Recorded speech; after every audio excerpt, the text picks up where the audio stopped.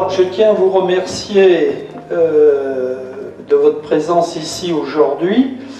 Par votre nombre, vous témoignez de l'intérêt que vous portez à nos activités, à la vitalité de notre association. Mais il faut dire que Robert me disait ce matin qu'il y a pas mal de personnes, je ne sais plus combien il me disait, qui lui ont téléphoné en disant « Oui, oui, on viendra, mais là c'est l'hiver, on ne vient pas ». Donc voilà, merci à vous qui êtes ici d'avoir affronté la vigueur de l'hiver. Alors, qu'est-ce qu'on peut dire? L'année 2022 a été, moi, ce que je trouve être une année de transition entre le Covid, puis aussi ce qui nous a un peu pénalisé, c'est l'indisponibilité de la salle des fêtes. Nous limitons évidemment dans nos réflexions pour organiser des événements. On va se présenter le bureau. Donc les membres de bureau qui sont au fond, là, vous pourriez... Donc, Madame Sylvie Roquet. Voilà, oui, un petit mot pour chacun. J'ai mis Sylvie qui connaît tout le village. Alors, si vous parlez de quelqu'un, vous demandez à Sylvie, elle va vous donner quelques détails. Séverine, Séverine a toujours... qui que ce soit que vous puissiez lui parler, d'Ovel, elle a une généalogie. Elle a toujours une généalogie. Puis si elle ne l'a pas, il suffit de lui faire signe, elle accourt. Voilà, j'espère qu'elle aura l'occasion de nous en faire de belles généalogies encore cette année. Robert, le deuxième adjoint, mais non, notre secrétaire. Ah ouais, tu vois, on peut se tromper. Notre secrétaire est chroniqueur, enfin quand il a le temps, mais il travaille très tard le soir et donc il arrive à accomplir sa mission. Quant à Antoine, là j'ai mis simplement notre grand reporter. Voilà. André Lallemand, alors lui c'est notre spécialiste d'histoire et d'histoire de la guerre. Et je me suis dit, tiens, dans 10 ans, qu'est-ce qu'il pourra nous faire? Peut-être qu'il nous fera une histoire sur la guerre entre l'Ukraine et la Russie dans une dizaine d'années. Alors ensuite Serge Berchal à la caméra et au montage vidéo. Oui, tu sais les coquets, Alors, Serge qui est à la caméra, qui est au montage vidéo, qui met les vidéos sur la chaîne YouTube. Alors, donc Serge va se proposer parce que Pierre Alasseur avait commencé à faire des vidéos qui sont assez intéressantes. C'était le début, dans les années 2016. On va vous en montrer un petit bout tout à l'heure. Alors, vous voyez, ce qui apparaît sur Internet, donc on a pour le moment, je crois que c'est 9 et on pourra en mettre 3 ou 4 de plus. Alors je ne sais pas comment on peut faire, mais il faudrait que, en tous les cas pour ceux qui ont Internet, qu'on vous envoie des liens de manière que vous n'ayez à cliquer, juste à cliquer dessus pour voir les vidéos. Parce que si on ne l'a pas fait une première fois, c'est un peu difficile pour accéder à l'espace dédié à cette chaîne. Je termine par Serge Balleroux, l'ingénieur du son, qui sonorise toute salle, toute manifestation, mariage, naissance, décès. Non, il ne fait pas là.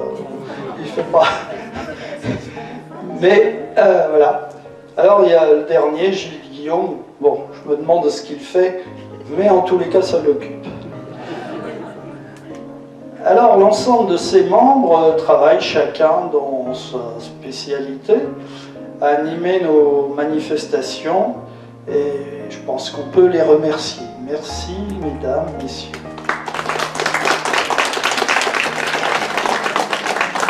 Alors après cette présentation on va visionner le montage réalisé par Serge Berchal qui rappelle l'activité qu'on a eue durant l'année et notamment qui va vous nous donner un petit aperçu de la dizaine de vidéos interviews, puisqu'avec Serge, on rencontre des gens, de la commune, hein, bien sûr. On pose des questions, ils nous disent ce qu'ils veulent, etc. Et je trouve que ça fonctionne très bien. On a commencé depuis peut-être maintenant 3 ans. Alors, on ne les a pas publiés encore, mais avec le recul, malheureusement, certains qui ont été interviewés sont disparus. Et je trouve ça très intéressant.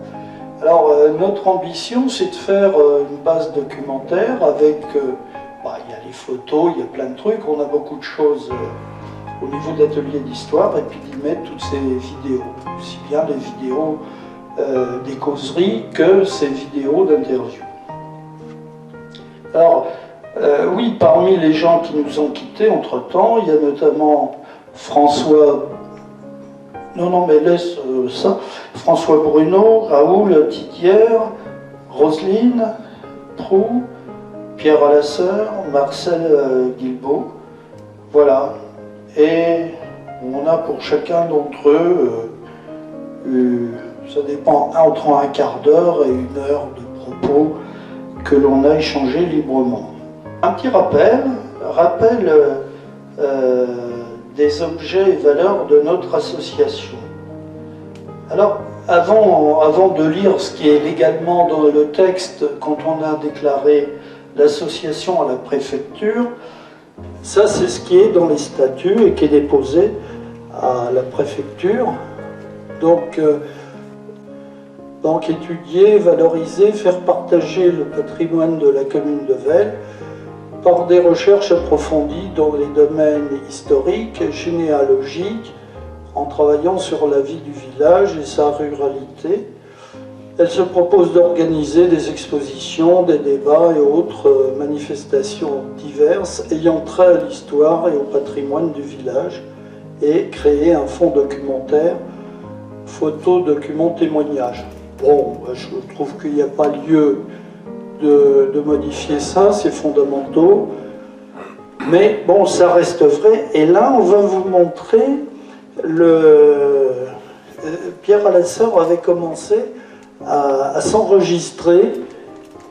Oui, vous avez le récépissé de la déclaration. Ça, c'est la déclaration officielle. En réalité, l'atelier d'histoire avait été fondé 2 ans auparavant, hein, Robert, en 2014. Non, mais là, c'est la déclaration officielle. Avant, ça fonctionnait sans statut et sans déclaration. Alors, on écoute Pierre. Bonsoir. Ceci est une vidéo d'essai en vue d'un chargement ultérieur sur YouTube. D'essai, disais-je, à propos donc de l'atelier Histoire de Velle, nouvelle association que nous sommes en train de créer et au sein duquel on retrouve pour l'instant donc 6 acteurs principaux. Robert Pasquier, Antoine Compin, Séverine Blanchet, Gilles Guillaume, André Lallemand et moi-même. L'objectif est d'effectivement travailler sur l'histoire du village, mais aussi plus largement sur l'histoire d'une commune rurale, depuis le fin du XVIIIe jusqu'à nos jours. L'objectif étant de faire partager et connaître un peu plus largement donc aux habitants du village leur patrimoine historique. Ceci se traduira par des présentations, donc sous forme de causeries, hein, plus que de conférences, mais permettant ainsi finalement de retrouver leur histoire, en s'appuyant évidemment sur une collection photographique assez importante que nous sommes en train de faire émerger des tiroirs et des fonds d'armoire. Tout ceci donc mis en ligne permet de partager donc des moments de nostalgie peut-être, mais aussi de tendresse de ces années passées. Et puis bien évidemment donc l'ambition est de pouvoir présenter au moins 1 fois par an une exposition un peu plus structurée La prochaine donc concernera l'école de Vels, pour laquelle nous avons déjà collationné plus d'une centaine de photos de classe depuis 1915 jusqu'à nos jours. Voilà, ceci était un essai. Alors, quid maintenant du devenir de notre association, de ses projets? On peut simplement constater que l'association se porte bien, si on en juge à l'aune de la fidélité de nos adhérents. Donc en 2017, on était 75, en 2020, 81 et en 2022, 89. Alors, il faut dire qu'il y a eu des années, on était un petit peu plus parce que Pierre Alasseur avait ramené un peu ses amis d'autres associations, notamment le Rotary. Mais enfin, grosso modo, on tourne entre 80 et 100. Alors ça, ce sont les chiffres de l'observatoire officiel Robert Pasquier. Alors, notre association avec Internet, finalement c'est assez surprenant.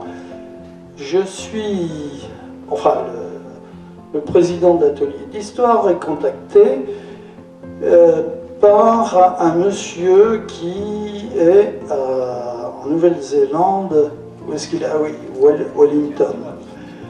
Et puis il envoie ce mail sur le site de l'atelier d'histoire, et bon, avant il met quelques mots en anglais et il dit j'ai utilisé Google Translate, traduction, pour m'adresser à vous. Et voilà ce qu'il dit. J'ai vu sur le site de l'atelier d'histoire cette photo, et puis je suis le neveu du David O'Brien Lever, qui est le monsieur à droite là, qui est décoré et qui était venu pour rechercher une dame dont il avait gardé le foulard. Et cette dame, c'était la fameuse Pauline. Alors il y a eu une confusion, et en fait il a pensé que l'histoire de Raynac c'était en fait la fameuse Pauline. Et donc il s'est adressé à un ami à lui, qui s'est adressé à Montalembert, qui les a invités à venir voir, et puis les voilà photographiés devant cette tombe, la tombe de Jean-Pierre Raynac. Et voilà, il nous adresse ce mail, je lui ai répondu, je lui ai envoyé un extrait d'un bouquin, d'un article, etc. Donc on est en correspondance. Mais vous voyez, à l'autre bout du monde, parce que Wellington, c'est pas la porte à côté, donc on a des...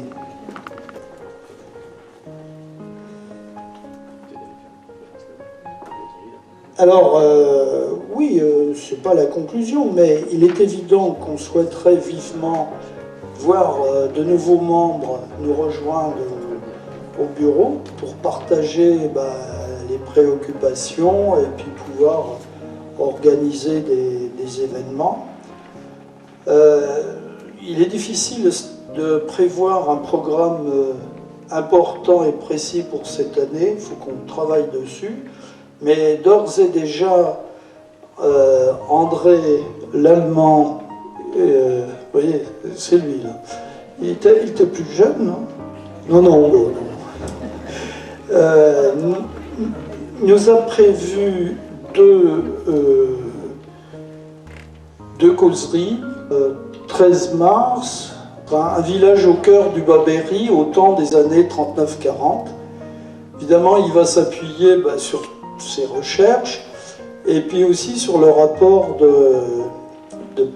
comment il s'appelait, Paul Defrada, qui a été instituteur pendant 50 ans et qui a fait un rapport détaillé. Peut-être certains d'entre vous avez pu le lire. C'est un rapport de 40 pages où il raconte, donc c'est en 1940, l'arrivée, le flot de réfugiés qui est arrivé à Vels. Et donc ensuite, le couple Defrada, là c'est une histoire donc qui part aussi du rapport sur les réfugiés là qu'il avait fait. Et puis l'idée nous est venue parce que De Frada a enseigné à Vels, je n'ai plus les chiffres en tête, mais je pense que c'est depuis 1915 ou 14 jusqu'en 1951 ou 52, hein, quelque chose comme ça, donc près de 50 ans. Non, c'est pas ça. Il y a la famille Bourbon, et ensuite il y a la famille De Frada, sachant que la famille Bourbon, en fait, ce sont les beaux-parents de Frada. Que De Frada, Paul De Frada a épousé la fille Bourbon qui était l'instituteur à cette époque. Pu contacter la famille, les descendants, et on a donc le petit-fils et puis la fille, Annick, qui est de 46. Et donc ils viendront à cette occasion, et peut-être avec des membres de la famille.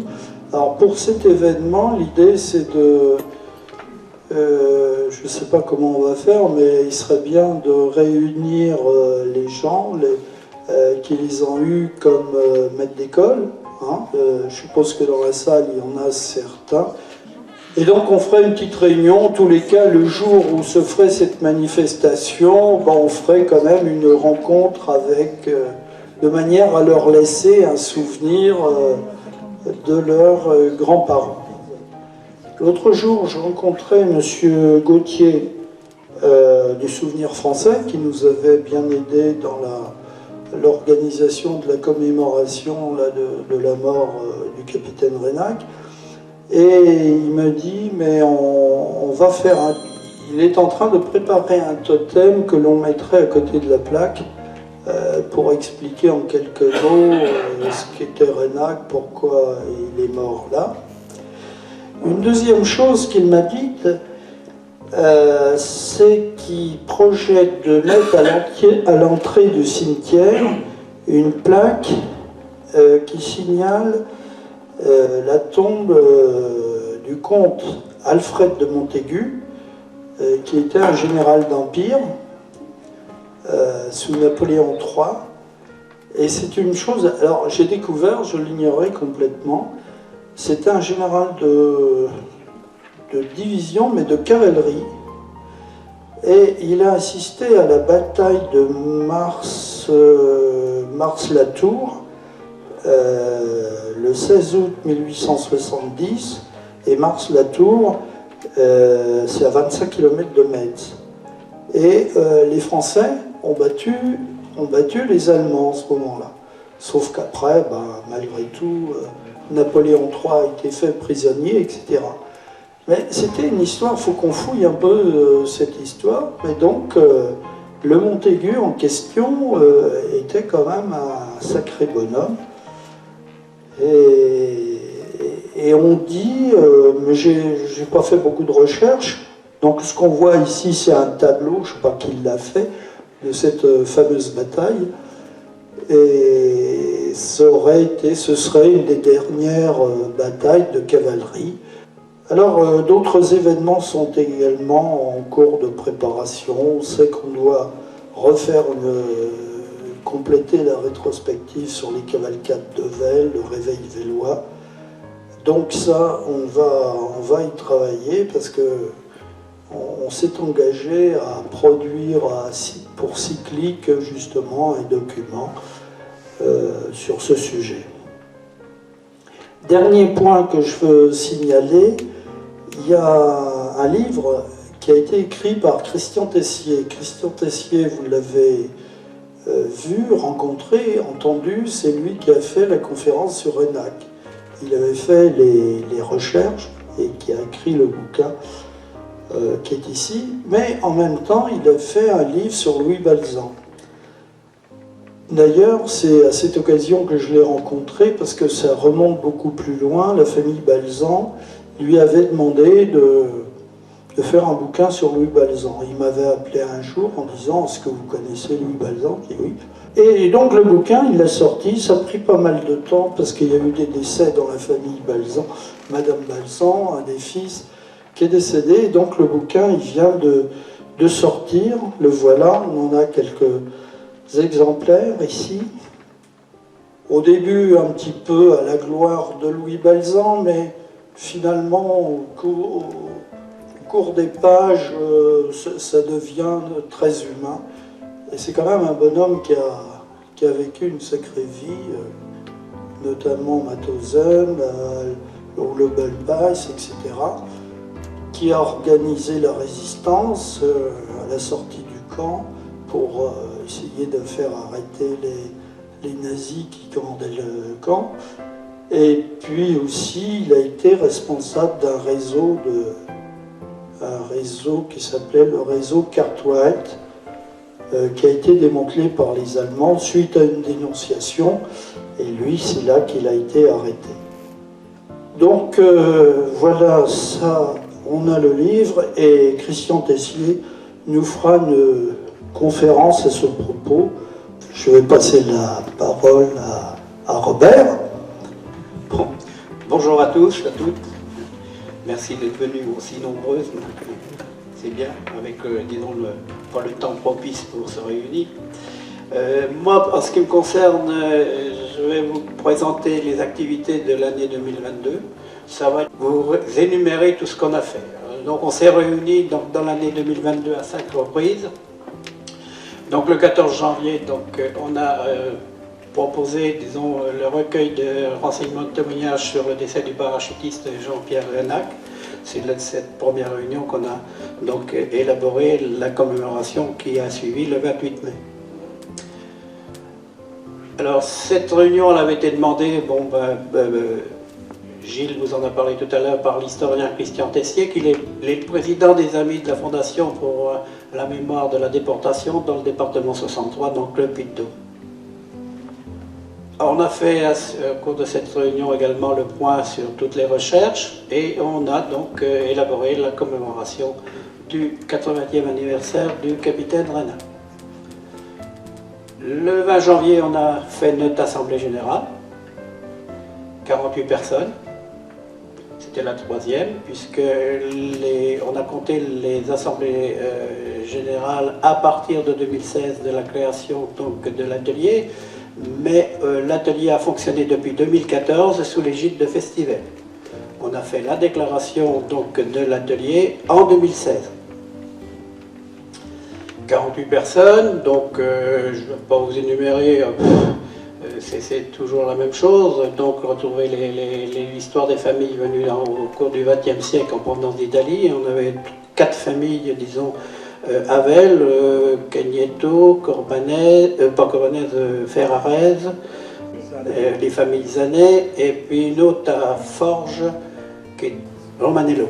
Alors, on a fait donc diffuser les films de cavalcade des années 51 à 65, le décès du parachutiste, le projet d'exposition de la Deuxième Guerre mondiale, les thèmes sur la rivière Bouzanne, les châteaux forts de cette même rivière, la voie romaine au sud de la commune et enfin la création du site internet pour l'atelier. Pour ce qui est des causeries, on a programmé donc le 26 février la forêt de Châteauroux avec Franck et Jarry. Le 2 avril, la conférence de Gérard Coulon sur le vélo au temps des Gallo-Romains. Le 30 avril, la manufacture des tabacs par moi-même. Le 28 mai, le 80e anniversaire de la mort du capitaine Renac. Et le 29 octobre, la manufacture de draps par Gilles. Le 16 juin, donc, la réunion avait pour objet de retrouver l'histoire des familles venues d'Italie, de préparer des panneaux pour une future exposition sur les cavalcades, qu'on n'a pas faite encore. Le compte-rendu de la commémoration du 28 mai, on a projeté une exposition sur la Deuxième Guerre mondiale à Vels, ça c'était un projet. Traiter le thème sur la Bouzanne et les châteaux forts, le thème de la veine pâture, le compte-rendu de la conférence de Gérard Coulon, et puis la création d'un site internet. Préparer la conférence sur la manufacture de Châteauroux et évoquer les résultats encourageants de la chaîne YouTube administrée par Serge. Ensuite, donc le 1er octobre, on a débriefé sur la précédente réunion du 16 juin. On a également parlé d'organisation de la conférence de Gilles pour la manufacture de draps de Châteauroux. On a préparé la 4e assemblée générale d'aujourd'hui. on évoque les projets 2023. Alors voilà ce qui est un peu projeté donc en 2023. La causerie en mars sur l'exode de 1939-40. La rétrospective de la famille de Frada en juin et une éventuelle conférence sur le château de Boisse en octobre. Je vais rencontrer le propriétaire actuel qui s'appelle M. Demenois, qui j'ai assisté quand ils ont fait les journées du patrimoine.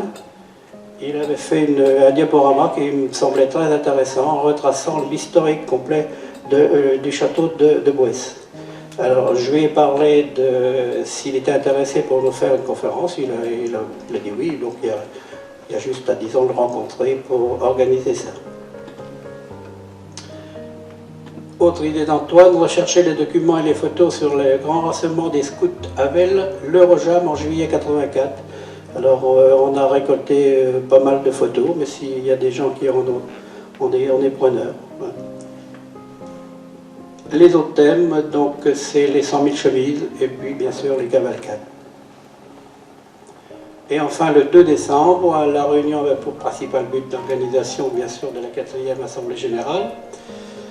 Nous évoquons les recherches sur le général donc Roger Bruneau, puis le général Alfred de Montaigu que Gilles vient de parler.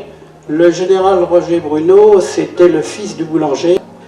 Et puis on est à la recherche de savoir pour quel événement il est venu. Voilà les activités donc, de l'année 2022.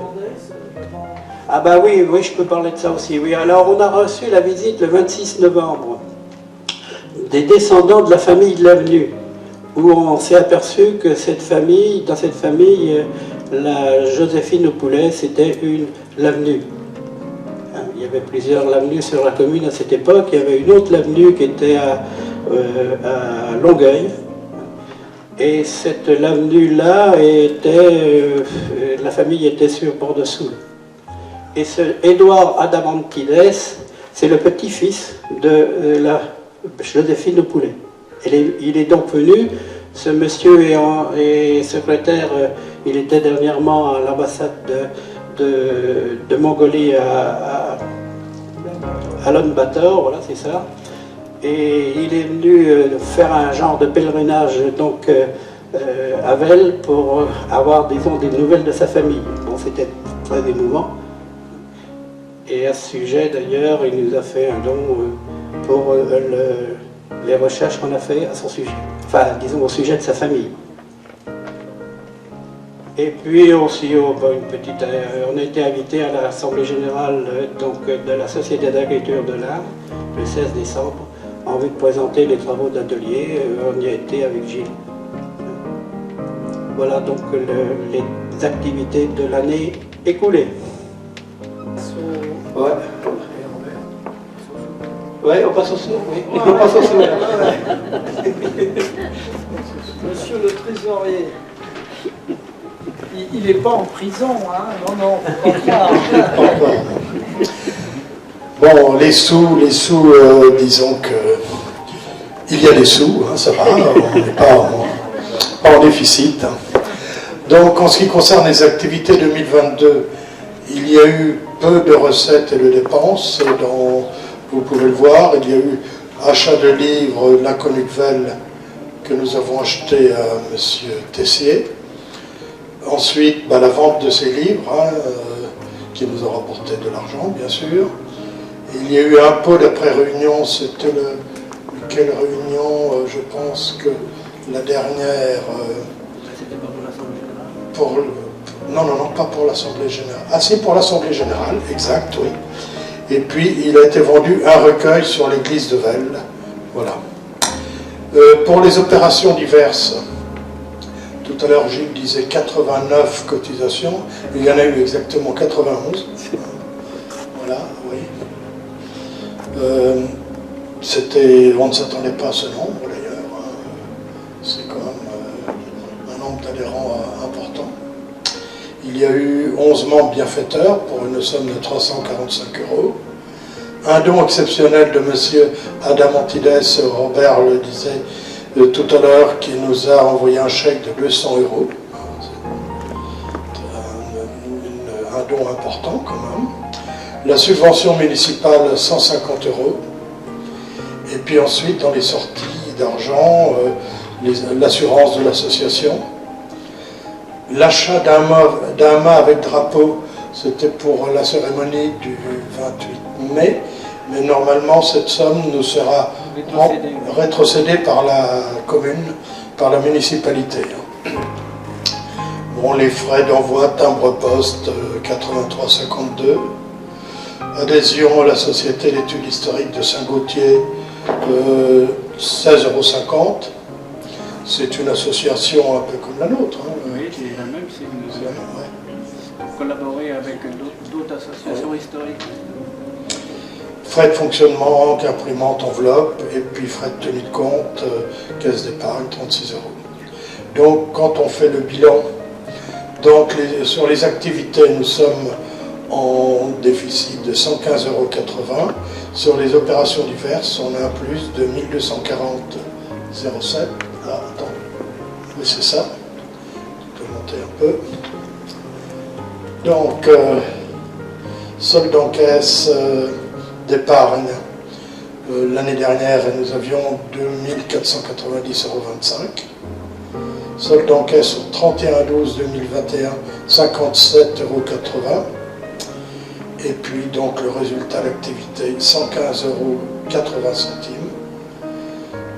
Ce qui nous fait un solde total au 31 décembre 2022 de 3672,95 €.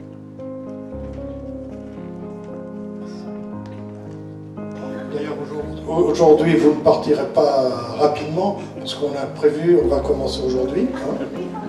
Voilà. Bon, bien écoutez, on vous remerciera de votre attention. Voilà, merci. Ah oui. Ah, il y a des opérations officielles, alors je vais passer la parole à Robert. Bon, on vous a énuméré donc les trois rapports, moral, donc d'activité et financier. Maintenant, on va passer au vote. On ne va pas passer au vote à bulletin secret. On va vous demander de lever la main pour, et, disons, évaluer, disons, vos votes. Alors, donc, le premier vote va consister. Alors, donc, pour le vote donc, du rapport moral de Gilles, qui est contre? Qui est pour? Qui s'abstient. Oui, qui s'abstient, si vous voulez. Est-ce qu'il y a des abstentions? Non, bon, bah, c'est voté à l'unanimité, il n'y a pas de problème. Bon, alors, le deuxième vote, donc le rapport d'activité, qui est contre? Qui s'abstient? Et qui est pour? Voilà, bon, voilà, c'est une formalité. Et puis enfin, donc le rapport financier, donc la même chose, qui est contre, qui s'abstient et qui est pour. C'est parfait. Merci. Voilà, c'est une formalité. on va faire le renouvellement. Bon, alors on va passer donc au renouvellement. Donc on a, suivant l'article 5 donc, de notre conseil d'administration, on va donc renouveler, on renouvelle tous les 2 ans, donc un bulletin secret, mais pour ça, il est renouvelle pas moitié chaque année, donc les membres sortants sont éligibles. On a cette année, donc ces 4 personnes sont bien sûr éligibles et sont candidats, toutes les formules, mais bon, on va considérer que ces 4 personnes donc, renouvellent leur fonction. Est-ce qu'il y a des candidats dans la salle pour venir nous rejoindre? Il faudrait bien qu'il y ait quelques personnes qui viennent nous aider, parce que surtout pour nous aider dans les petites manifestations qu'on peut faire, on a souvent besoin de personnes. Par contre, s'il y a des gens qui veulent s'investir un petit peu,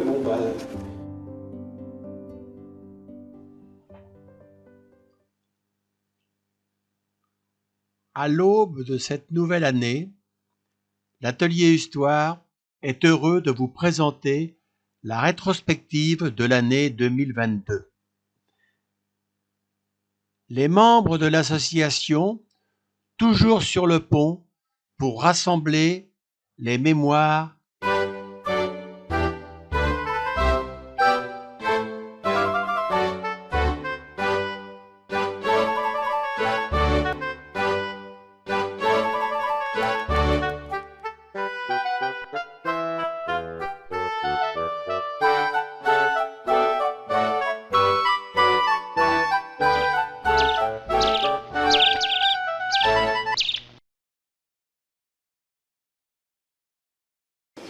Voilà, donc à la demande de l'association de Belge, donc j'ai préparé un petit diaporama sur l'histoire de cette forêt qui est connue de toutes et de tous, de par sa proximité, de par sa richesse en arbres, effectivement, donc on a des arbres de qualité, mais qu'aussi une histoire, et cette histoire est très peu connue, ou connue sur cette nord par rapport à la présence de sites comme le château de la Motte, que tout le monde connaît un peu, la butte Gramont, la Croix-Vallou, la chapelle de la Bonne Dame.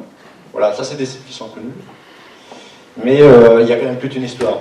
Et pour arriver à une forêt comme on l'a actuellement, cette forêt a suivi une évolution par rapport à un contexte historique, voilà, qui était lié à des demandes.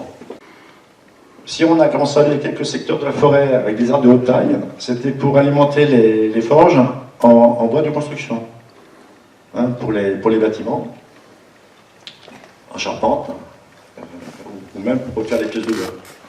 Mais toute la forêt était pratiquement très taillie pour cette production de charbon de bois. La forêt devient royale. Au moment où la forêt devient royale, donc les forges de Clavière, la forge de Lille fonctionnent tout le temps. Il y a toujours cette production de fer, il y a toujours ce besoin de charbon de bois.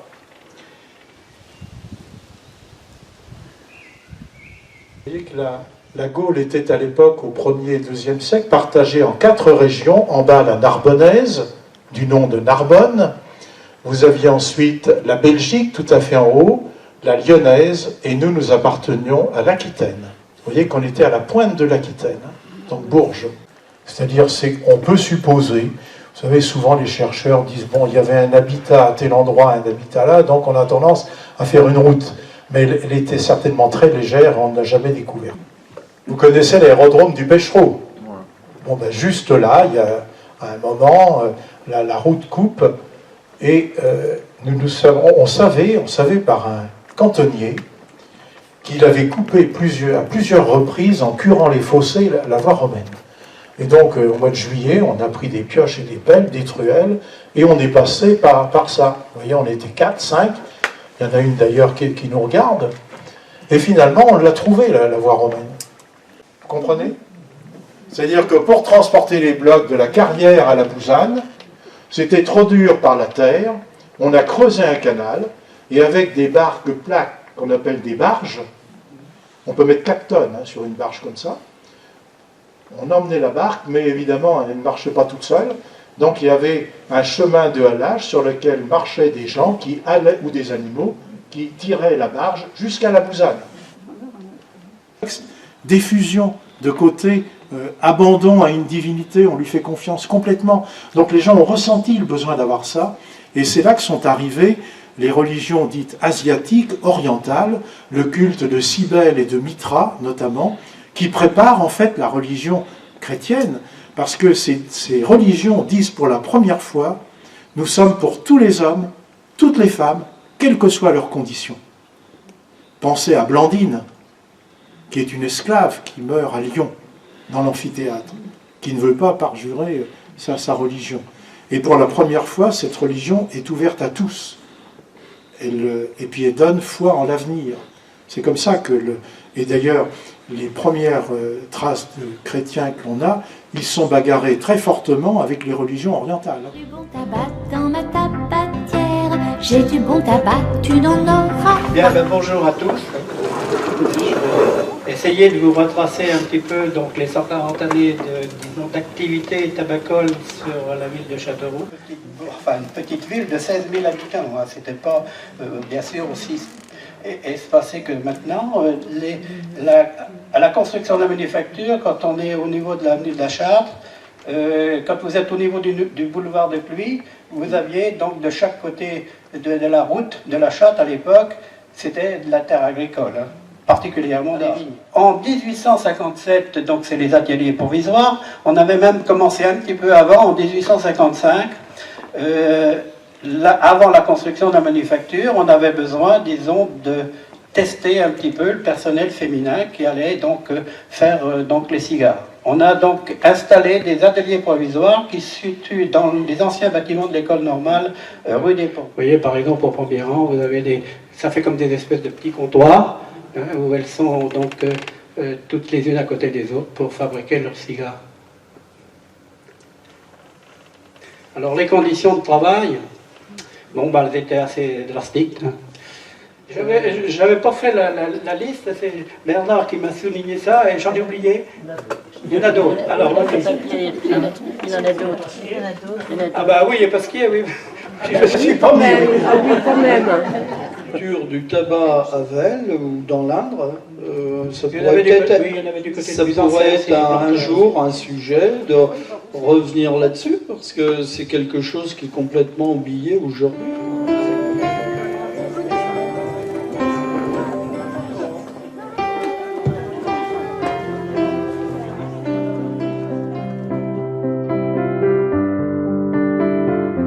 Donc on va faire un petit peu un bond dans le temps, on va revenir 80 ans en arrière, dans cette nuit du 29 mai au 30 mai 1942. On est en Angleterre, c'est un vendredi. Il y a un homme qui attend sur le tarmac pour embarquer à bord d'un avion, un Whiteley. Alors un Whiteley, c'est un bombardier, un avion assez conséquent, c'est un bimoteur. Et ils attendent quoi? Ils attendent le feu vert de la météo. La météo donne son feu vert. L'homme monte dans l'avion et l'avion décolle. Alors l'équipage de l'avion est composé d'un pilote, d'un copilote, d'un navigateur, d'un largueur et d'un mitrailleur à la fin dans la queue de l'avion pour assurer la sécurité de l'avion. En général, ces avions-là étaient utilisés pour larguer plusieurs personnes. Et cette nuit-là, il ne va être utilisé que pour un seul largage, ce qui est assez rare quand même. Cette mission, ça sera le parachutage d'un officier du BCRA. Alors l'avion va décoller, il va survoler la Manche sans problème et il va aborder les côtes françaises au niveau de la Normandie. Et là, le temps se gâte, le temps devient très mauvais, mais le pilote décide de continuer. Le pilote va diriger son avion entre les villes de Tours et les villes de Blois afin d'éviter les tirs de la DCA allemande. Et il va se diriger ensuite vers Châteauroux, enfin en zone libre, et il va commencer sa descente. Alors là, le passager est avisé qu'on est en approche, on commence à descendre, et il va faire ce que font tous les parachutistes quand ils se préparent à sauter, on vérifie son équipement. Alors il va se lever, il va vérifier son parachute, s'il est bien accroché, il va vérifier son casque, il va vérifier que le colis qu'il embarque avec lui est bien rattaché à son harnais, il va vérifier que sa SOA... le pilote va pas trouver immédiatement la drop zone, hein, la zone de largage. Alors il va tourner longtemps dans Velle, il va faire des tours et des contours comme ça très longtemps. Alors à 6h du matin, 6h, 6h30, à la ferme le Guigné, chemin du Guigné à Velle, un cultivateur, un agriculteur, monsieur Honoré Beurrier, s'apprête à sortir de chez lui comme tous les jours pour aller au travail. Monsieur Beurrier, c'est un homme qui a 43 ans, qui est marié avec Ernestine. Il a 2 enfants, Roland et Roselyne. Et Monsieur Beurrier, une fois qu'il franchit la porte, son attention est attirée par quelque chose d'étrange, d'inhabituel au milieu de son champ, à 30 mètres légèrement sur la droite.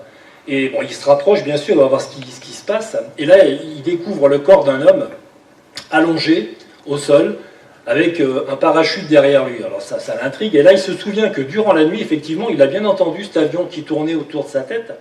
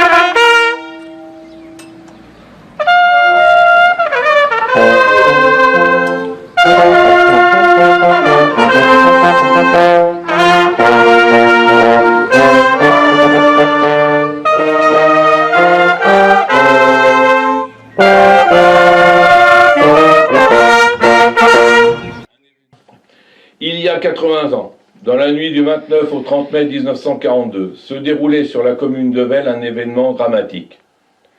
Un agent du BCRA, Bureau central du renseignement et d'action, du général de Gaulle basé à Londres, trouvait la mort lors de son parachutage au lieu-dit chemin du Guigné. Cet agent, non identifié formellement en 1942, le devint grâce au nouveau maire, Pierre Laval, qui, en novembre 1944, entreprit des démarches afin de connaître la véritable identité de ce parachutiste. En réalité, cet agent du BCRA se nommait Jean-Pierre Reynac. C'était un Français qui avait rejoint les forces françaises libres à Londres et qui travaillait au QG du général de Gaulle. Ce jeune lieutenant se porta volontaire pour une mission dangereuse qui, après son parachutage, devait l'amener à rejoindre Marseille, puis Alger, afin d'unifier les mouvements de résistance en vue d'un éventuel débarquement en Afrique du Nord. Malheureusement, le destin décida autrement. Dans un devoir de mémoire, la municipalité de Vesle, le Souvenir français, l'AFMD 63, les associations patriotiques et l'atelier Histoire de Vesle honorent aujourd'hui un homme qui défendait les valeurs d'un monde libre. À ses descendants ici présents, je leur adresse toute ma sympathie et leur dis combien ils peuvent être fiers de l'engagement pris par cet homme courageux. Puisse l'action de cet homme de 27 ans servir d'exemple à notre jeunesse et que sa mémoire ne reste jamais oubliée.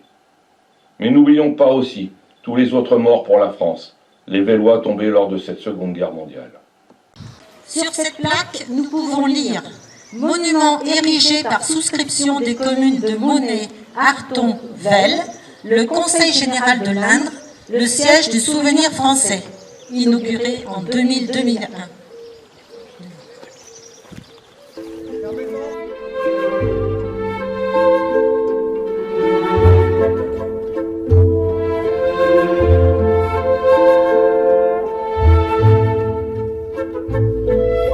Bien, écoutez, on va commencer.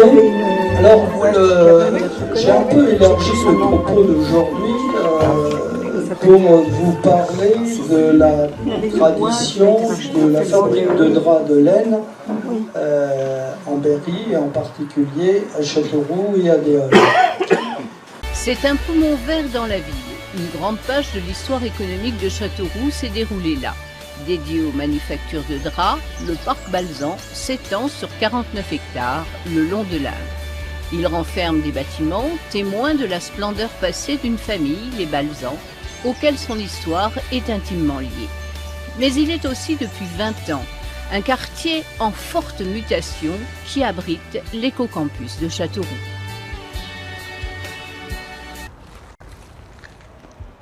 Quand ils arrivent, la situation de la manufacture a bien changé depuis le départ, puisque la première aile dite des tisserands a été vendue en 1818 à l'armée, qui a fait construire un bâtiment supplémentaire qui est dans l'esprit de la manufacture, mais plus grand. Pierre Balzan s'est alors rendu compte, et là c'est un très mauvais épisode de sa vie, que son acquisition allait le ruiner parce que la manufacture de Châteauroux, compte tenu de l'évolution des techniques de l'époque, devenait obsolète. Ses fils vont le persuader de construire, il en avait les moyens financiers et le soutien bancaire, une usine toute neuve qui sera le magnifique projet que réalisera l'architecte Alfred d'Auvergne. La maquette de la manufacture, imaginée par Alfred d'Auvergne, longtemps conservée dans le bureau directorial, montre la magnificence du projet. Richard Balzan y aurait dépensé 3 millions de francs, à rapprocher des 1000 francs de salaire annuel. Votre patience, parce que j'ai été quand même très long.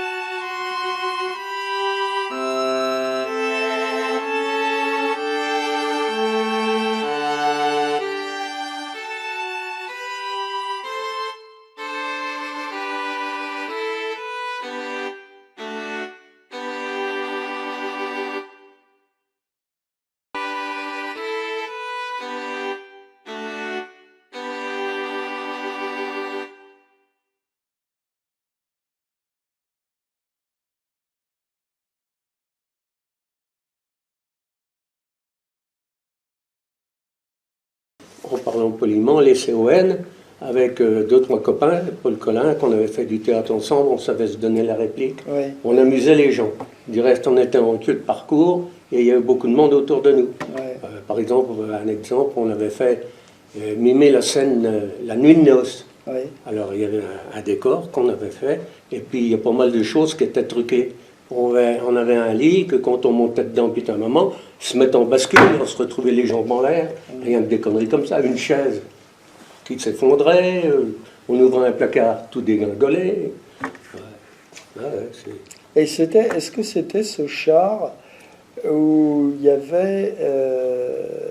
avait aussi des plumes qui volaient?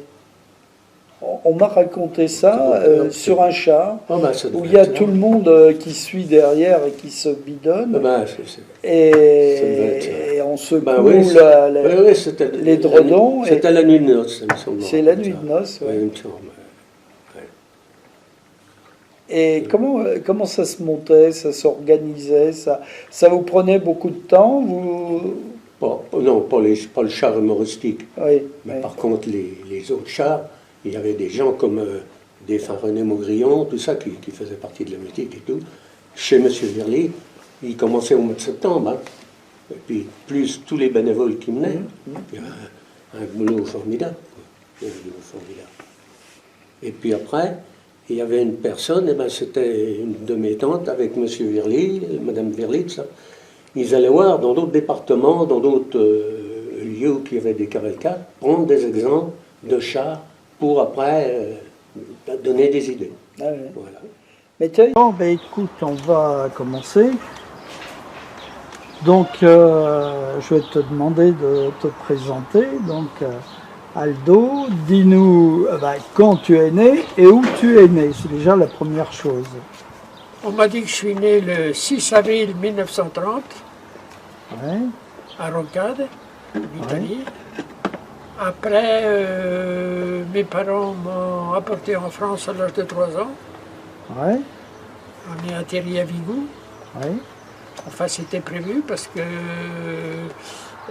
la dame, c'était une comtesse de Ballion qui était à Poitiers.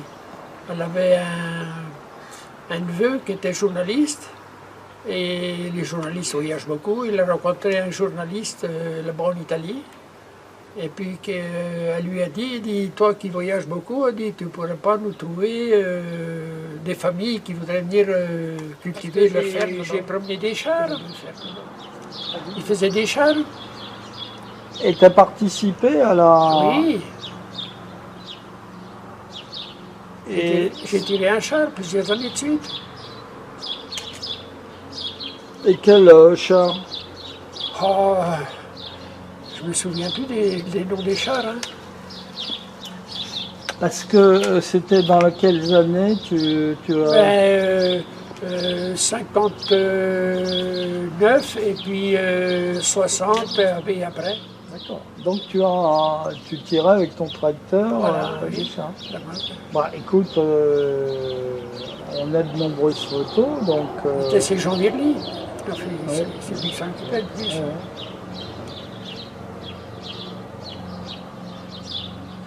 C'est son affaire, la Madrole, hein. Il le faisait tous les ans, hein, Madrole. Ben oui, on a fait une petite réunion chez Michel, Claudette, là. Là ils ont des souvenirs, ils confectionnaient les fleurs pour faire les chars. Ouais. Je m'appelle Alexandre René, je suis né le 12 février 1936, je suis né à Velle, et le lieu dit les Sauzets même, dans la régie. Et j'ai été 61 ans à Velle, et là, puis depuis je suis là, parce que je n'ai pas trouvé ce que je voulais à Velle. Et ton père et ta mère, alors? Ton père était certainement... Mon père il est originaire de Velle, il était né à Velle. Son prénom, c'est? Ernest. Ernest.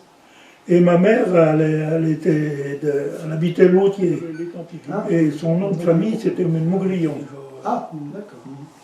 Et il y en a tout le reste. T'as connu Cumas de la Bouzanne? Je l'ai connu, oui. Cumas de la Bouzanne, c'était le drainage. Jusqu'à temps qu'il s'en est occupé, quand il a arrêté, après, ils ont vendu le matériel, c'est, je sais pas, un gars de Sandy Jouet qui faisait ça en gros. Oui, je sais. Oui, voilà.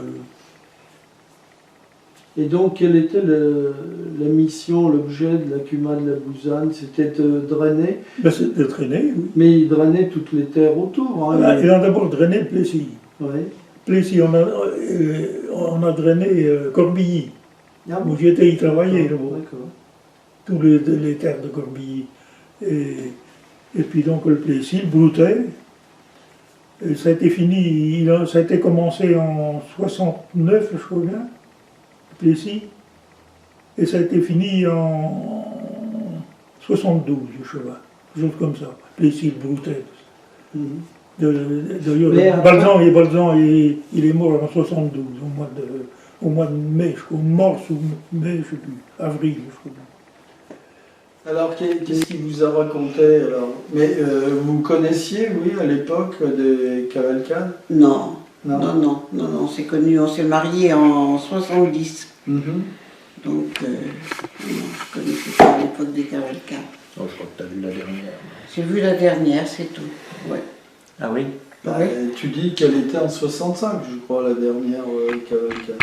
Oui, mais ma soeur et mon beau-frère ont acheté un café, le café à Velle. Ça tourne pas. Reste pas, donc. Si, mais là, ça n'a pas été, c'est pas bien. Ça aurait dû être arrondi pour qu'on puisse mettre le papier dès maintenant. Ça manque d'huile. Tu vois, il faut vraiment baisser comme ça pour arriver à faire rentrer le papier au fond. Sans ça, cette pièce-là gêne. Bon, c'est bien. Mais bon, ça mérite d'exister. Alors, si on veut faire une cavalcade, voilà. Hein, on est prêt. On est presque prêt. Après le reste. Il y a des miniatures. C'est l'huile de coude qu'il faut après. Ah oui, c'est ça. Ouais. Non, parce que faire des chars de 3 mètres de haut, parce qu'il fallait l'escabeau pour mettre les fleurs. Ah bah oui. D'ailleurs, celui qu'on voit ton père dans le garage, c'était un char de laine, je crois, qui était haut. Ah oui, de toute façon, il y en avait tout plein, qui étaient trop hauts pour... Ah oui. Quand ils rentraient dans le garage, il fallait les baisser, il fallait les coucher sur le côté pour rentrer. Ça s'est arrivé assez souvent, il fallait la perche. C'est rare qu'il n'y avait pas un char qui était... Ah oui, à cette époque-là, les fils téléphoniques étaient... Ah oui. Non, mais là, c'est du plaisir.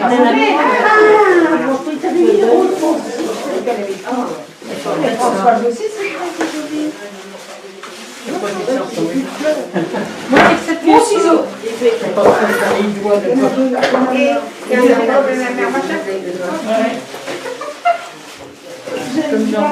Qui tu dis? Chic te dis. C'est comme ça. Chic te dis. Ah là là. Moi je suis berrichonne. Bah oui, hein. J'ai jamais vu ça. Ça va être j'arrête parce que je veux la triturer. Avant du rat.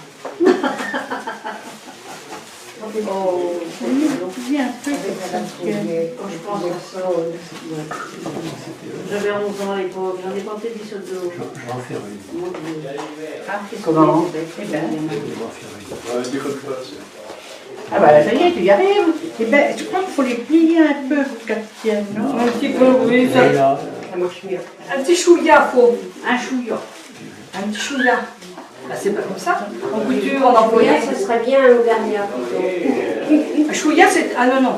Quand je travaillais chez Balzan, c'était chouïa.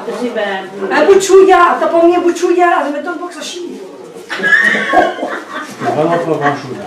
Non, mais c'était ça la couture chez Balzan, la confection. Ah, tiens, j'ai une copine qui a travaillé là-bas. Quand la chef elle disait chouïa, ça chie. Alors on se faisait bien engueuler. Tu as travaillé chez Balzan? Oui, j'ai travaillé 7 ans chez Balzan. C'est même par Charles de Balzan que je suis rentrée chez Balzan. Je savais même pas que tu avais travaillé. Eh ben si, je savais même pas que tu avais travaillé.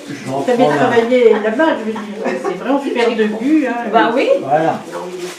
Et puis, et bon, mon vieux, on a fait le défilé. On a fait il y a eu les chars, tout le monde devait s'est mis à fabriquer les chars. Et puis tu vois, depuis, ben oui, on les avait décorés. Et puis il y avait des bonbons. Tu sais encore nous jouer quelque chose? Oh, j'ai plus de dents, mon pauvre vieux.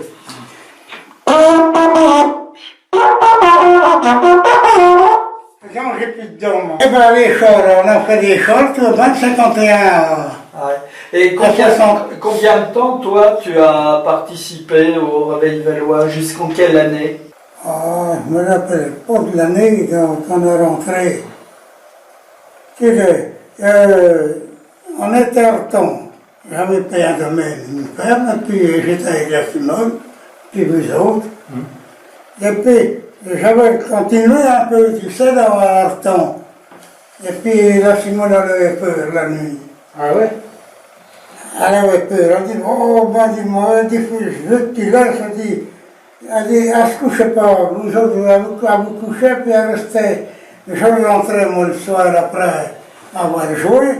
Et puis, elle me dit, j'ai peur. Elle dit, tu sais, elle dit, c'était toute seule, elle dit, avec les gamins. Puis elle dit, non, c'est pas vrai. Une femme qui est... Voilà. Elle me dit, tu sais, elle dit, tu peux le mal laisser à présent. Elle dit, je sais, elle dit, tu l'as créé, mais ma foi, elle dit... C'est pas en 58, Arton? Oui. Hein? Oui, 58. 58. T'as commencé en 51? En 51, que t'as commencé? Oui. Hein? Oui, la clé, en 58. T'es parti du Grand Vernus voilà. Pour aller au Petit Magnolet en 58. Oui. Puis après, ben, j'ai dit à... Ben, il a fait... J'ai dit à Alfred, mon frère, Bon, ben, écoutez, merci pour votre accueil dans votre magnifique salle de la musique. Ah, c'est vrai que la musique avec, c'est important. Hein. Monsieur Roger Lagoutte, n'est-ce pas? Oui, c'est moi. Roger, donc, si tu veux bien te présenter, nous dire d'où tu viens, quel âge tu as et qu'est-ce que tu fais? Ah, moi, je suis retraité, j'ai 70 ans. Je suis à la musique depuis 67. Alors ça commence à faire. Voilà, et puis j'en suis le président. Et tu as succédé à qui? Qui était avant toi? Avant moi, la présidence, c'était Eugène Cagnato. Oui, d'accord. Voilà. Et qui a arrêté pour raison de santé. Moi, après, avant de partir, il est devenu le vice-président. Et moi, j'ai pris la présidence. On a inversé les rôles. D'accord. Et ça, c'était en 2007. D'accord. Voilà. Richard, tu veux te présenter là? Oui, Richard Georges, j'habite Velle. Bon, donc je suis à la musique depuis 1988. Tu te présentes? Bruno. Bruno, ah oui. Bruno. Je suis rentré à la musique en 1974, au Clairon à l'époque. Et maintenant, je joue du saxophone. Voilà. D'accord. Donc aujourd'hui, c'est constitué de combien d'instruments, combien de musiciens? On est une trentaine en gros. Ouais, avec... Il y a tout quoi. Il y a saxo, trompette, voilà, saxo ténor, saxo alto. Voilà, enfin, les trois saxos, oui. Alto, soprano, ténor. Trombone. Sous-bassophone, sous-bas. Comment s'organisait, quelle était l'ambiance quand vous faisiez des répétitions dans cette salle? À présent, elle nous paraît très petite, hein, cette salle. Quand vous étiez une douzaine de gars là, à jouer, ça faisait du bruit. Comment vous faisiez? Alors là, les premiers qui ont appris justement le clairon puis ainsi de suite. Ouais. Alors, des noyers mettaient deux, trois gars là, deux, trois là, dans chaque coin. Hein? Et puis, ceux qui n'étaient pas un peu meilleurs, ils faisaient faire des sons à l'autre, ils faisaient tambour pareil, et puis voilà. Ça se passait dans les angles. D'accord. Et vous jouiez aussi en groupe, j'imagine, ou c'était dehors le groupe? Ah ben, on jouait. Les répétitions étaient toutes là, hein, d'harmonie. Il y a que. Comment se fait-il qu'on te voit avec le petit Louis Maria, avec une poussette de gamin? T'étais pas à ce moment-là au Réveil Valois, parce que tu faisais le clown dans le défilé des cavalcades. Non, c'était la cavalcade, ça. Mais tu jouais pas, là, alors, cette année-là? Ah ben non, là. Parce qu'il y avait des... Ça a été quelques années qu'on ne jouait pas, parce qu'il y avait trop à s'occuper autrement, puis il fallait compenser un peu tout. Hein? D'accord. Et puis il y avait une autre fois, tu as joué sur pas mal de chars, toi. Tu peux nous les dire? Oui. Alors vas-y. Oui. Il le dit, il le sait. Ah, j'étais sur pas mal de chars, bon, forcément. Hein. La chambre à coucher? La chambre à coucher aussi, non? Non, je pense pas que tu aies fait la chambre à coucher. Il y avait il y avait le truc de la poussette, il y avait le truc avec ta... Avec Morissette. Morissette, commençait sur... c'était les sombreros. Les sombreros. Et puis les autres... Rosine. Nom de jeune fille? Né Beurrier. Travaillait là-bas. Et alors j'ai dit, si tu me ramènes pas à Velle, je divorce tout de suite.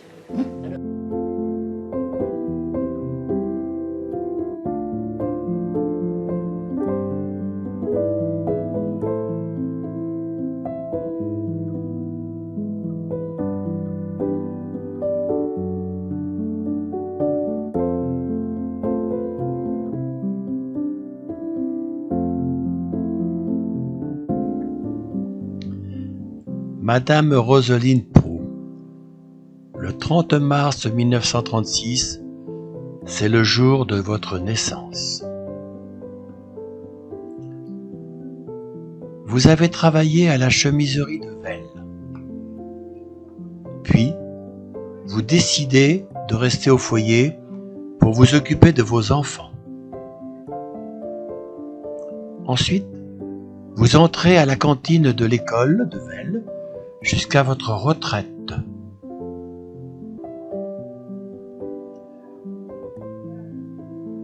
Vous avez un souvenir très marqué quand le parachutiste s'est tué devant la maison de vos parents, chemin du Guigné.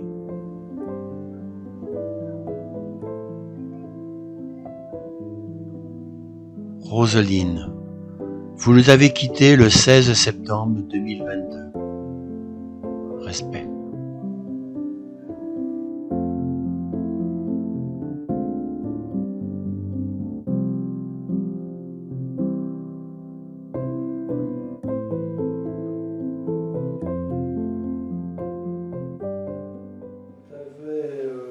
Proposé de récolter des vipères pour... Alors raconte-nous ça. Ah ben ça j'étais au Touzet.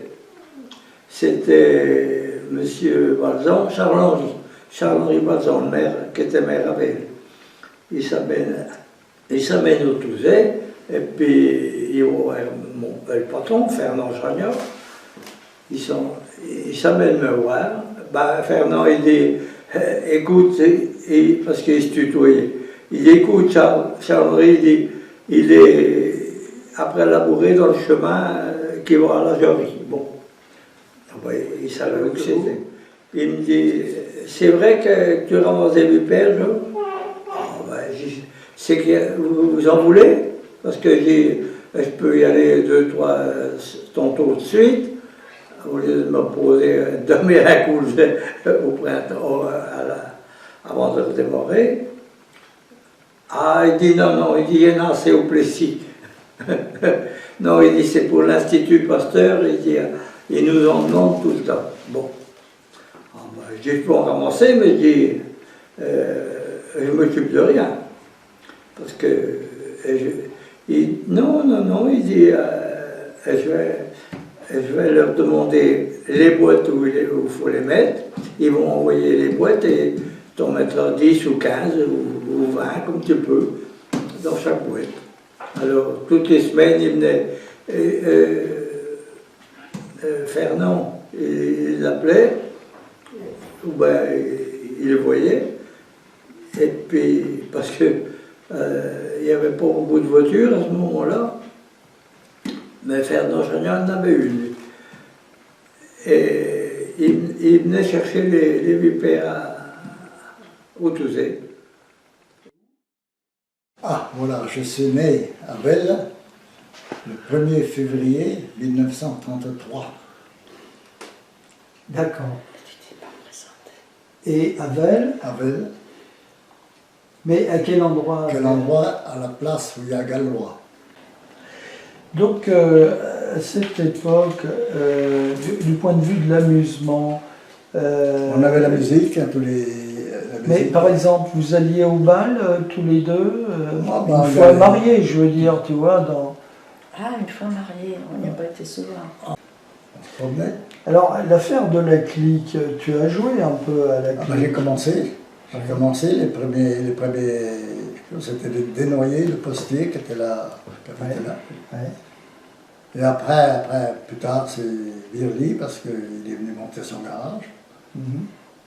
C'est au niveau des cavalcades, je t'avais déjà un peu questionné là-dessus, tu me disais que tu n'y as pas été très longtemps, mais par contre on te voit sur des photos de cavalcades. Ah bah si, tu y étais assez longtemps. Ah si, il était assez longtemps les cavalcades. Bah, en 51, il y a eu un premier essai de cavalcade, il y avait 2 ou 3... Il y avait une B2, je crois. Oui, c'est ça. Il y avait les collins là, qui faisaient avec un teuf-teuf. Oui. Et tu jouais de quoi? De quel instrument? Au début, j'avais la trompette verte d'harmonie, le corps de chasse et le béclem. Du parachutiste. Ah oui. On discutait un peu avec Georges hier. Nous, on y a été, mais on a vu qu'il avait gratté par terre, c'est tout. Hein, ça, vous avez vu, d'accord. On y a été, c'est pas loin. Hein. Bon, les gamins, ils sont curieux. Bon. Et le maire de... ah non. Le maire de l'époque, c'était Robert Balzan, à l'époque. Bien, ben écoute, merci. On va passer à Marie, alors. Oui, bonjour. Bonjour. Tu te présentes? Alors, je m'appelle Marie Cagnato, enfin née Cagnato, et je suis née à Vigoux, dans l'Indre, et je suis venue habiter Velle, j'avais 9 mois. Et j'y suis encore. Alors oui, ma famille était venue d'Italie en 1933, je crois bien. Alors, qui est-ce qui est né en Italie? Quels sont les enfants Cagnato? Alors, les enfants Cagnato, oui, il y a l'aîné, Clara, oui, et le deuxième, c'est Aldo. Aldo, d'accord.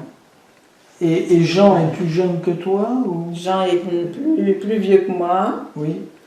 Et il n'est pas né en Italie? Il n'est pas retourné, oh non, il n'est pas retourné. Ils étaient dans quelle ferme? Les années, alors donc, mes parents ont donc fait 3 ans à Vigoux. Alors il y avait mes parents, il y avait Nathalie, mon oncle, Sanet, il y avait, je ne sais plus qui. Mais alors les plus jeunes des années, ils sont venus parce qu'ils n'avaient pas rempli leur contrat, qu'ils étaient venus pour 3 ans. Donc il a fallu qu'ils restent finir leur contrat dans la ferme à Vigoux. Alors au bout de 3 ans, tout le monde est revenu sur Velle, au Combe.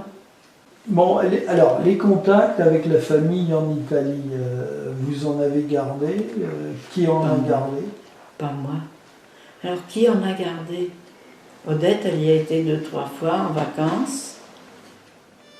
Aldo.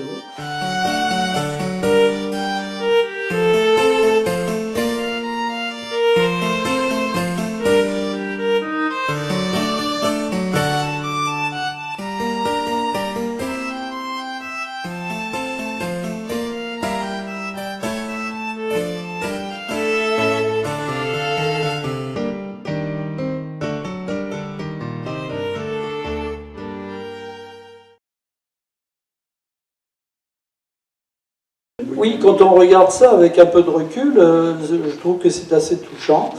Bien, bah écoutez, merci encore pour votre attention. Eh bien, on va passer à côté pour boire un petit coup, discuter, manger un morceau.